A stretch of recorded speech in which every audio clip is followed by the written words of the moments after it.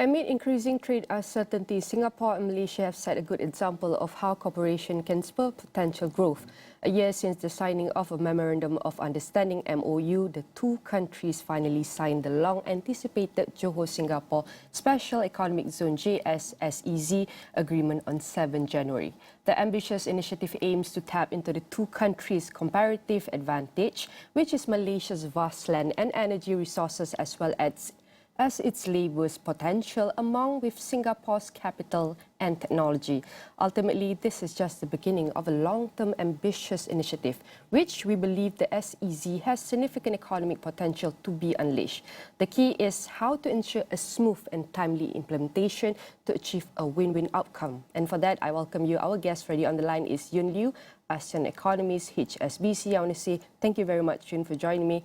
Firstly, talking about JSSEZ, this is a very good news for our country, for both of the countries. Firstly, maybe you can share with us what some of the unique economic advantages does the Johor-Singapore Special Economic Zone JSSEZ offer compared to existing zones in ASEAN, and how can it leverage its strategic location to outcompete established economic hubs like Shenzhen or even Dubai? Yeah, thank you very much for having me. Good morning. Finally, Malaysia and Singapore have signed the Special Economic Zone here, the SEZ. I mean, this is quite a milestone in the sense that it's actually, collaboration between two countries. I mean, especially in the face of rising trade uncertainty, it's very precious. It very much signifies, how cooperation between the states can mitigate some of the risks here and spur potential growth here. I mean, for the JSSEZ, I don't necessarily see it as a competitor or rivalry to other SEZ, and I think for other SEZs it actually offers quite good lessons for the JSSEZ to tap on.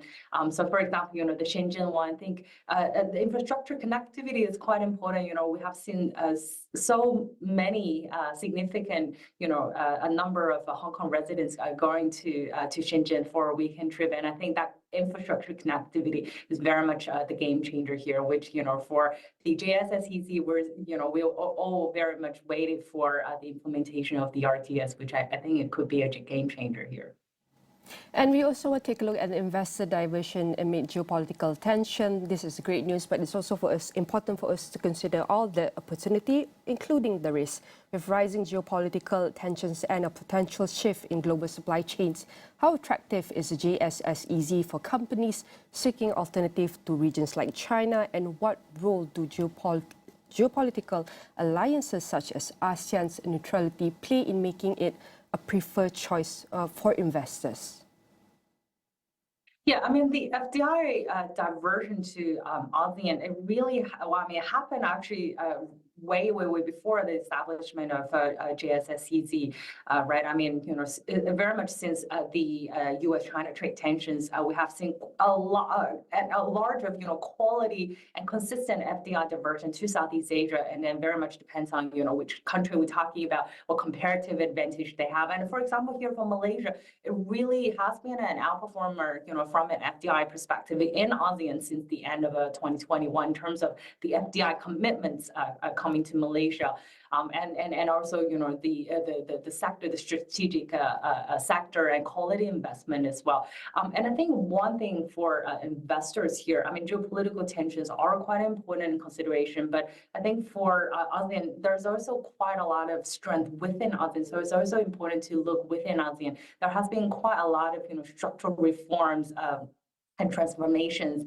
We're talking about skilling up your labor force. We're talking about improving infrastructure connectivity, talking about favorable government policies, and some of the pre-existing industry clusters in Southeast Asia. So, when we look at it from an FDI angle, it very much it reflects a confluence of factors, and I think ASEAN still remains in a good position.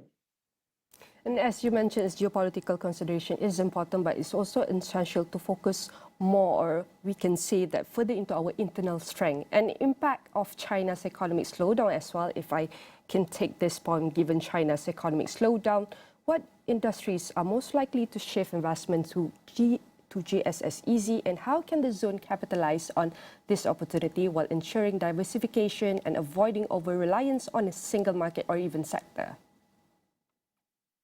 Yeah, I mean, we're already seeing quite a large chunk of investment, flowing through the data center investment in Johor, and then for SEZ, it very much aims to get broad base sort of investments. So we're talking about especially the high value added manufacturing here.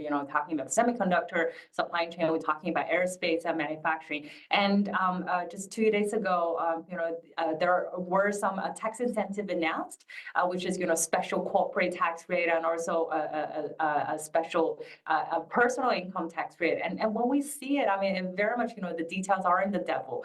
A lot of these incentives are geared towards, encouraging investment to high value added investment and in manufacturing. So I think for SEZ, we've been talking a lot about cost optimization, which is very important, but it's not the only thing. It's also about how to climb up the value chain, and especially in the manufacturing sector for Malaysia.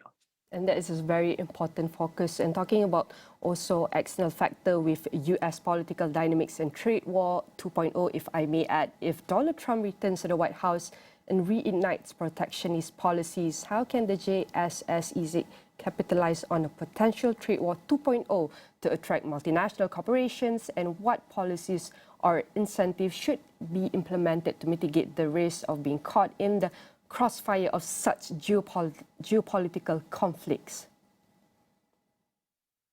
Yeah, there's still a large degree of uncertainty as to the tariff policies introduced, by the incoming U.S. administration here. I mean, in terms of the magnitude of the tariffs, to whom is going to be applied on, what sectors we're talking about, is it going to be targeted, is it going to be universal? So there's still a lot of uncertainty. But I think as I mentioned, I think for the FDI part, we should not be carried away by all this tariff rhetorics, and instead, I think look within ASEAN and look within, say, for Malaysia. I think there's still quite a lot of good strength, a good momentum. So the strength within Malaysia, keep pushing up, some of the reforms that we're seeing. And I think for Malaysia, two very key things here we're talking about. One is really about talent training, upskilling your labor force to be prepared to work in the strategic sectors, and the other one is infrastructure connectivity. So I think these two are quite important, are two priorities for Malaysia.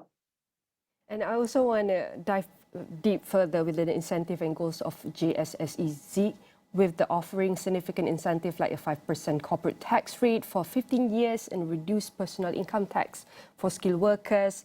Do you think these measures are sufficient to attract high-value investment?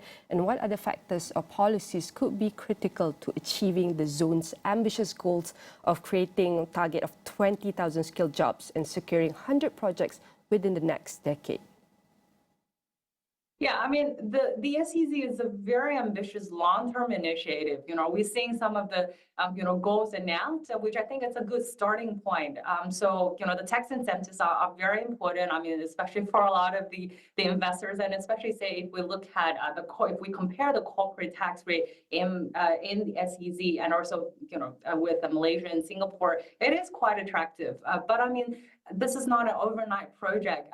Really, this is a long-term, project that requires years of proactive efforts by both authorities.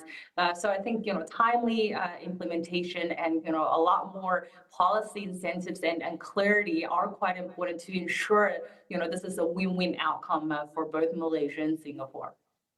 Considering the external factors and also internal strength, and I also added as Malaysian leader for ASEAN 2025, take a look on the level of regional integration and ASEAN unity. How does the JSSEZ fit within ASEAN's broader economic integration goals, and what synergies could it create with other members' nations? Could the JSSEZ set a precedent for similar cross-border zones with ASEAN, and what lessons might other regions draw from its development? Yeah, I think for other SEZs here, one thing that I just mentioned about, which is, Shenzhen, I think the policy incentives are quite important, but then it's also about, ways how to facilitate the free flow of not only goods, but also people as well. So like for Hong Kong residents, they have been making so many weekend trips to Shenzhen because of that infrastructure connectivity. It's much easier, it's less hassle for people to go. So I think that's also one good thing that the JSSEZ can learn from. So that's why I very much have my eyes on the implementation of the RTS, easing the traffic congestions in Causeway to spur really private consumption. I mean, especially for Johor here. And again, I would say thank you very much to Yoon Liu as an economist HSBC for this insightful discussion. And definitely all of our discussion here will be featured in astro.awani.com and across all social media platforms.